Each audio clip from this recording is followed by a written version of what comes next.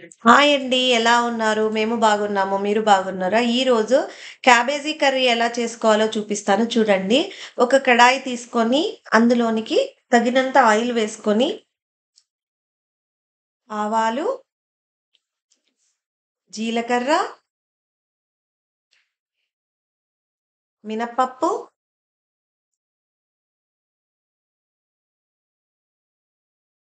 శనగపప్పు, ఒక స్పూన్ శనగపప్పు, ఒక స్పూన్ మినపప్పు, ఎండుమిరపకాయలు అన్నీ వేసుకొని దోరగా ఫ్రై చేసుకోవాలి. ఆ తర్వాత అందులోనికి ఒక పెద్ద సైజు ఆనియన్‌ను సన్నగా కట్ చేసుకొని వేసుకోవాలి.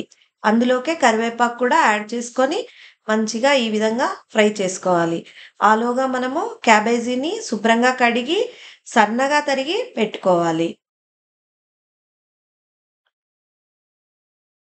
చూడండి ఈ విధంగా సన్నగా తరుక్కొని ఉంచుకోవాలి. దానిని ఈ తాలింపులోకి యాడ్ చేసుకోవాలి ఈ విధంగా. తర్వాత మొత్తము కలుపుకోవాలి ఈ విధంగా. ఈ విధంగా కలుపుకున్నటువంటి క్యాబేజీలోకి మనము తగినంత పసుపు వేసుకొని, తగినంత ఉప్పేసుకొని మంచిగా కలుపుకోవాలి. శుభ్రంగా కలుపుకోవాలి.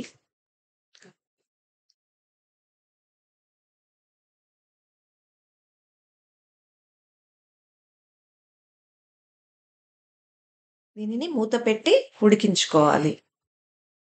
మనం ఉప్పు వేసాం కదండీ! వాటర్ వేయాల్సిన అవసరం లేదు. దానికే సరిపోతుంది. ఉడికిపోతుంది. ఈ విధంగా మొత్తం ఒకసారి కలుపుకొని చూడండి ఈ విధంగా వస్తుంది.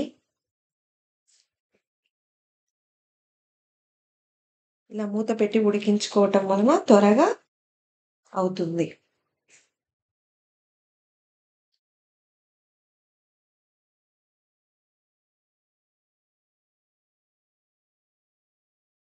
ఇలా కలుపుకున్న దానికి ఒక చిన్న సైజు టమాటోసు, మీడియం సైజు టమాటాలను ఒక 3 తీసుకొని సన్నగా తరిగి పెట్టుకోవాలి పక్కన. దానిని మనము ఇందులోకి యాడ్ చేసుకొని ఒక 5 నిమిషాలు మంచిగా అంతా కలుపుకొని ఒక 5 నిమిషాలు కుక్ చేసుకుంటే సరిపోతుంది. ఆలోగా ఈ టమాటోస్ అన్నీ మంచిగా ఫ్రై అవుతాయి.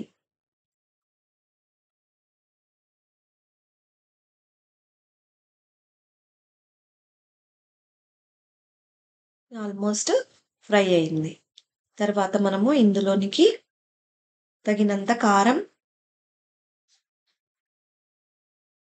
యాడ్ చేసుకోవాలి.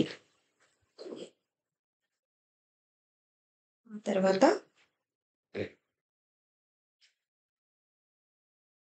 ధనియాల పొడిని యాడ్ చేసుకోవాలి. నాది కొంచెం క్యాబేజీ ఎక్కువ క్వాంటిటీ ఉందండి. అందుకని నేను చిల్లీ పౌడరు ఎక్కువ వేసుకున్నాను. మా చిల్లీ పౌడరు మీడియం కారం ఉంటుంది. ఈ విధంగా మొత్తం మంచిగా కలుపుకొనేసేసి కొత్తిమీరతోటి మనము గార్నిష్ చేసుకోవాలి. ఈ విధంగా మూత పెట్టి కాస్త ఫ్రై చేసుకుంటే కారప్పొడి పచ్చివాసన లేకుండా మంచిగా ఉంటుంది. తర్వాత మనము కొత్తిమీరతోటి గార్నిష్ చేసుకోవాలి. చపాతీకి కానీ, రొట్టెకి కానీ, రైస్‌కి కానీ వేటిలోకైనా బావుంటుంది. ప్లీజ్ నా ఛానల్‌ని కొంచెం సబ్స్క్రైబ్ చేసుకోండి ఫ్రెండ్స్. షేర్ చేయండి, లైక్ చేయండి. బాయ్ అండి.